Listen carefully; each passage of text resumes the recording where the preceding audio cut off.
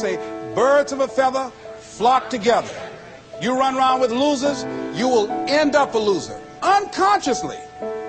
Unconsciously, you will pick up their ways, you'll pick up their habits, you'll pick up, most importantly, their attitude about life. If you're around cynical, negative people all the time, you will become cynical and negative. So you got to watch yourself. Many of us are living out the lives of other people, living out their conclusions, living out of their consciousness. The other thing is that you begin to looking at your life and looking at what it is that you want to achieve. Another crucial thing that you must do is align yourself with powerful people. Align yourself with people that can encourage you, people that can empower you, people that you can learn from, people that you can grow from. That's very important. See, if you have people around you that can contribute to your growth. When I wanted to become a speaker, I joined the National Speakers Association. I wanted to be around the Dr. Norman Vincent Peales, the Zig Ziglars, the Dwayne Dyers. I wanted to be around people that were doing what I wanted to do. I wanted to learn from them.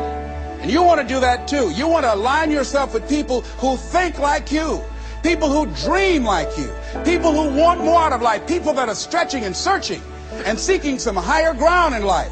As opposed to the majority of people. Somebody said, always strive to get on top in life because it's the bottom that's overcrowded.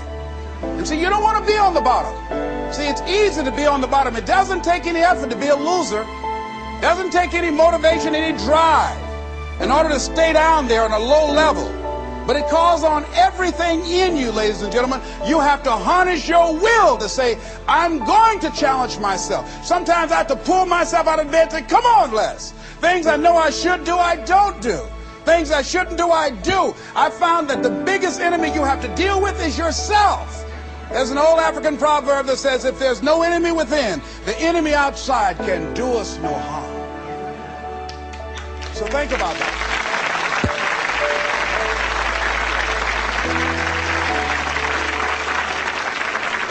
So as you begin to look toward making this your decade, as you begin to look toward making your life different, as you begin to look at yourself, you've got to redefine yourself. Who are you right now? And who must you become in order to create what you want? What has to change about you? What is it that you're doing right now that would be a liability for you?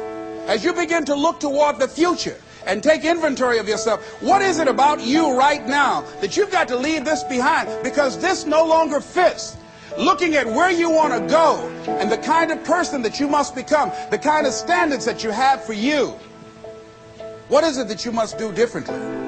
Repeat out to me, please. If you want to keep on getting what you're getting, keep on doing what you're doing. See, that doesn't take an Einstein for that one. All right?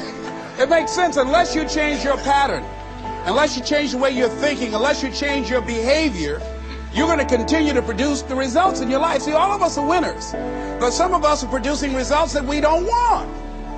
And so all you have to do is look at your game plan, look at your strategy. How is it that you have been being? What is it that you've been doing to produce this? See, you're the director, you're the producer, you're writing the script, you're the star of your life. And as you begin to look at your life, you can decide whether or not it's a smash or whether or not it's a flop. That's in your hands. Look at your life, look at where you want to go. Don't worry about your circumstances. Don't worry about your age. I have a friend who's up in age, over 70, and she wanted to build a multi-million-dollar complex. The name is Dr. Johnny Coleman. Lenders and bankers say, you can't do that, you're too old. She ignored them. That building now stands, ladies and gentlemen, a multi-million-dollar structure.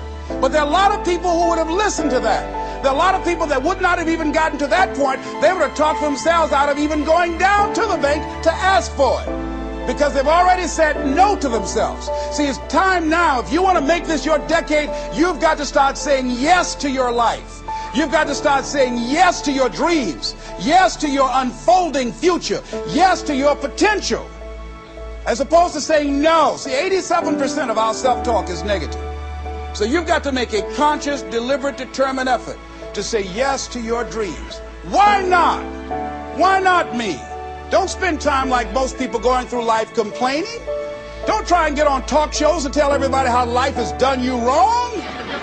Here's what's happening in the audience. 80% don't care, and 50% glad it's you.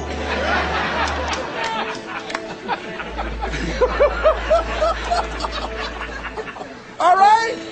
So when you know that, you don't go around crying, oh, you know what they did to me? Who cares? Get away from me before they come back.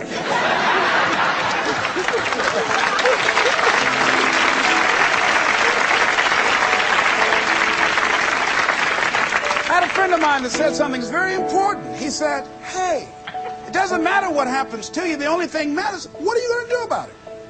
That's all that matters. Okay, life knocked you down. What are you going to do about it? How long are you going to sit there and say, you know what they did to me?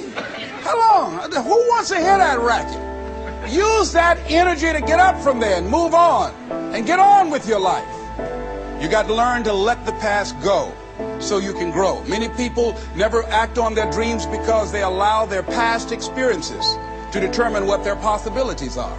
Whatever you've done in the past, that's not a reflection of your possibilities. That's just a reflection of your consciousness. That's just a reflection of your development and your growth. The future is unfolding for you right now. The future is unlimited for you right now. No one knows where you can go. No one knows what you're capable of or what's possible for you. You don't even know that. I had no idea, ladies and gentlemen. No one could have convinced me that I was able to do this. I'll never forget, I was speaking in Detroit, and a high school friend of mine saw me afterwards, and he was backstage. He said, I can't believe it's the same person.